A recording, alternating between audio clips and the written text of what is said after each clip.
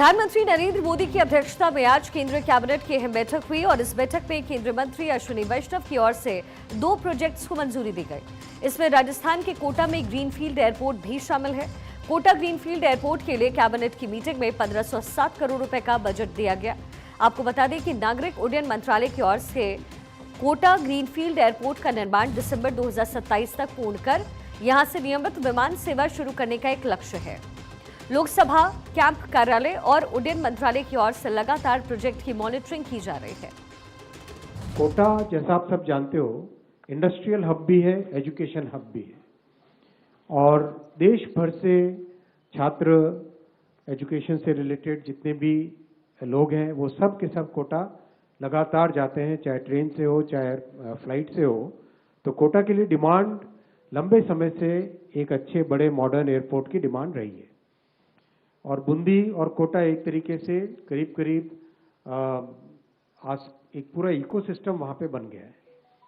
Existing airport बहुत छोटा सा है, पुराना है, उसको मॉडर्नाइजेशन किया गया है और अब एक ग्रीनफील्ड एयरपोर्ट, नया एयरपोर्ट बनेगा, Kota Bundi airport. 20,000 square metre की टर्मिनल बिल्डिंग बनेगी, 3,200 मीटर का रनवे बनेगा, 1,000 एकड़ जमीन राजस्थान सरकार इसके लिए फ्री ऑफ कॉस्ट दे रही है और करीब 1507 करोड़ रुपए का इन्वेस्टमेंट इसमें आएगा।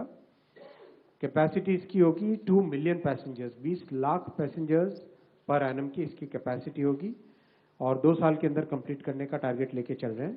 जमीन ऑलरेडी इसकी आइडेंटिफाई, क्लियर, सारा टाइटल वगैरह सब ठीक हो चुके हैं इसके। तो अब काम तुरंत, जैसे ही आज कैबिनेट में अप्रूवल हुआ है, तुरंत इसमें काम आगे बढ़ेगा। और अगर बात करें इस हवाई अड्डे की खासियत की, तो इस हवाई अड्डे में 3200 मीटर लंबा और 45 मीटर चौड़ा रनवे होगा।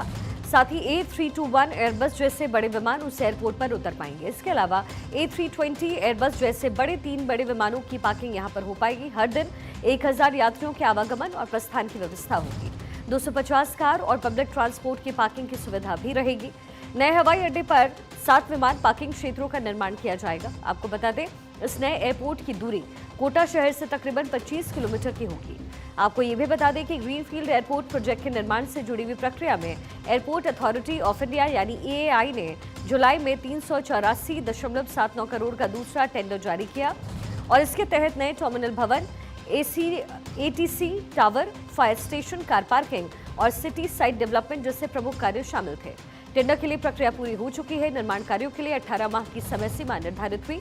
इससे पहले फरवरी में AAI ने कोटा एयरपोर्ट के पहले चरण के तहत एयर साइड निर्माण कार्यों जैसे रनवे, टैक्सीवे, साथ ही एप्रन के लिए 487.67 करोड़ का टेंडर जारी किया।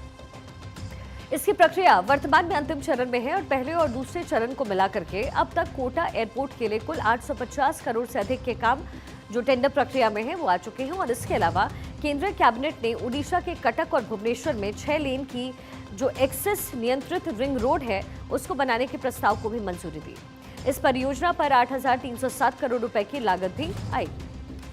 Plane access control ring road Cuttack और भुवनेश्वर के लिए। कटक और भुवनेश्वर प्रैक्टिकली ट्विन सिटीज हैं, बीच में नदी है।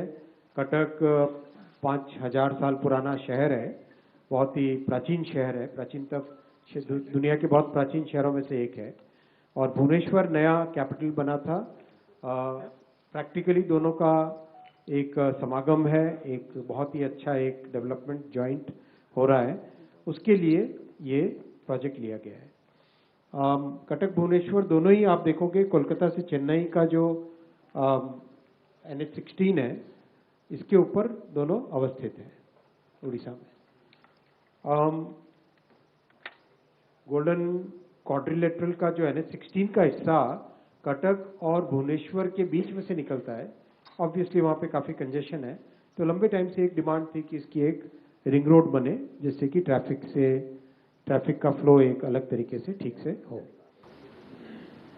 So we need to have some clarity regarding the online betting app regulations which will be in place. जो कैबिनेट में आज डिसीजन लिए गए वो सारे आपके सामने रखी।